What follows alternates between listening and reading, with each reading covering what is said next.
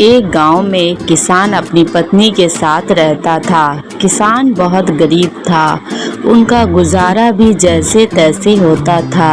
एक बार किसान किसी काम से लौटते हुए जंगल के पास से गुजर रहा था।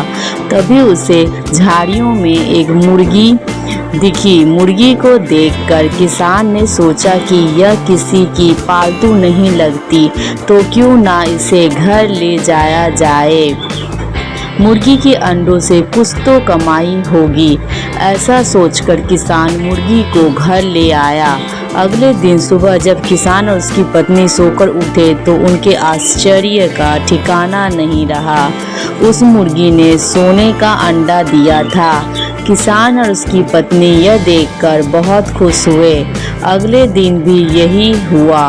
अब यह नियम से रोज वह मुर्गी सुबह सोने का अंडा देने लगी। किसान और उसकी पत्नी समझ गए कि यह एक जादुई मुर्गी है। मुर्गी के सोने का अंडा देने से धीरे धीरे गरीब किसान और उसकी पत्नी पैसे वाले हो गए। लेकिन समय के साथ किसान और उसकी पत्नी लालची होने लगे। उन्होंने सोचा कि क्या ही अच्छा हो अगर मुर्गी रोज सोने के ज़्यादा अंडे देना शुरू कर दे। दोनों का लालच दिन प्रतिदिन बढ़ने लगा। अब वह हर समय इस बात से परेशान रहते थे कि उन्हें प्रतिदिन केवल एक ही सोने का अंडा मिल रहा था। फिर एक ही दिन दोनों को विचार आया कि अगर मुर्गी सोने के अंडे दे रही है तो उसके अंदर का हिस्सा भी निश्चित रूप से सोने का बना होगा। अमीर बनने की ख्वाहिश में किसान और उसकी पत्नी की सही गलत का ध्यान भी नहीं रहा।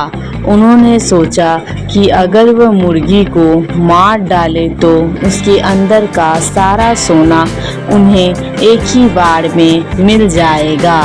लालच में अंधे हो चुके किसान ने बेचारी मुर्गी को पकड़ा और काट डाला, पर वहाँ कोई सोना नहीं मिला। यह देखकर दोनों पछताते रह गए। बच्चों, इस कहानी से हमें यह सीख मिलती है कि ज़्यादा लालच बुरी बला है। हमें ज़्यादा लालच नहीं करना चाहिए।